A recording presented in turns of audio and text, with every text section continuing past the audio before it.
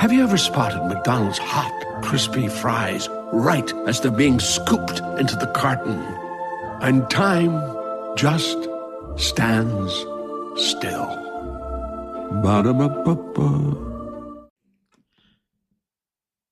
Welcome back, folks. It's Wednesday, February 12th, 2025.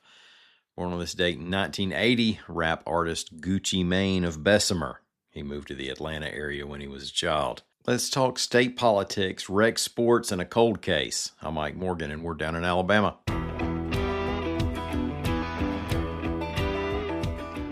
We'll mention two bills today that passed the House of Representatives on Tuesday, both reported by AL.com's Patrick Darrington.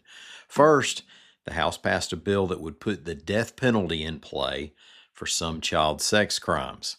This is a trend that we've seen in other states. State Representative Matt Simpson, a Daphne Republican, is sponsoring the bill, which lets the state opt for death or life in prison for someone 18 or older who's convicted of first-degree rape or sodomy of a victim 12 years old or younger. The bill passed easily, 86 in favor, 5 opposed, and 9 absent. The House also passed a bill, this one by a unanimous 100-0 vote, that would require parental consent for a minor to receive a vaccine. That one's sponsored by State Representative Chip Brown, a Mobile Republican. Currently, 14 is the age of medical consent. Both of those bills are headed to the Senate. Well, you have to love the scaled-down alternatives to big-time American sports. Baseball has wiffle ball. Football has flag football. Bowling has skee ball. Surfing has skimboarding. Hockey, I guess, has foosball. And tennis has pickleball.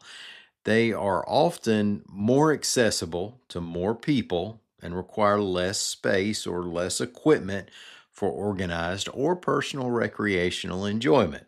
And in the case of pickleball, it likely can be a front for a covert attempt to take over America, beginning with municipal parks.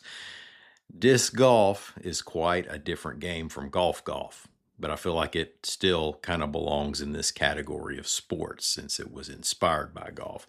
Now, while it hasn't taken over an entire wall inside your sporting goods store like pickleball has, it's a worldwide sport that's now been around for decades and has its chain and basket targets dotting many local parks. The Professional Disc Golf Association boasts thousands of sanctioned events a year and tens of thousands of active members. And the PDGA's 2027 Amateur World Championship will be at courses in the Huntsville-Madison area, reports AL.com's John R. Roby. Now, it's not a new phenomenon for North Alabama. PDGA World Championships were held in the area in 1993 and way back in 1983. The amateurs will be played at courses in John Hunt Park and Maston Lake Park in Huntsville, Sunshine Oaks in Madison, and Sharon Johnston Park in New Market. Local authorities expect the event to bring in 450 competitors for a full week. Now, here's a cold case story reported by AL.com's Carol Robinson. In 1995, a man named Chad Singleton died. Now, we don't know any details on that or on him, and it probably doesn't matter to this story except for his name.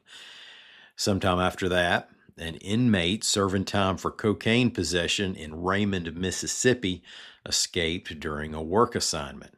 That man's name was Patrick Grayson Spann, but we now know that he assumed the name of Chad Singleton. Now, Spann, as Singleton, then lived on Overlook Road in Blountsville, Alabama, where he fathered 2 daughters.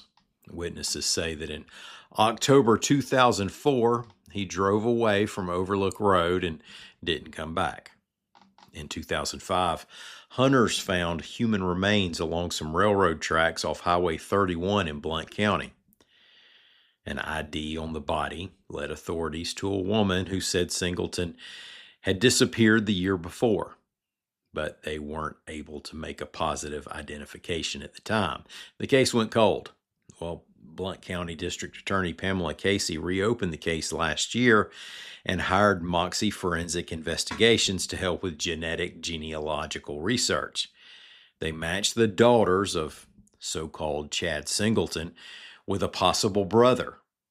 And once that brother's DNA was matched up against a tooth from Singleton's remains, they knew Singleton was actually Spann.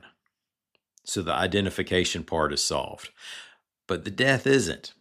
Authorities do not believe the death was of natural causes. Spann was 32 years old when he died, and he was found with a .22 revolver with 5 of the 6 loaded rounds spent.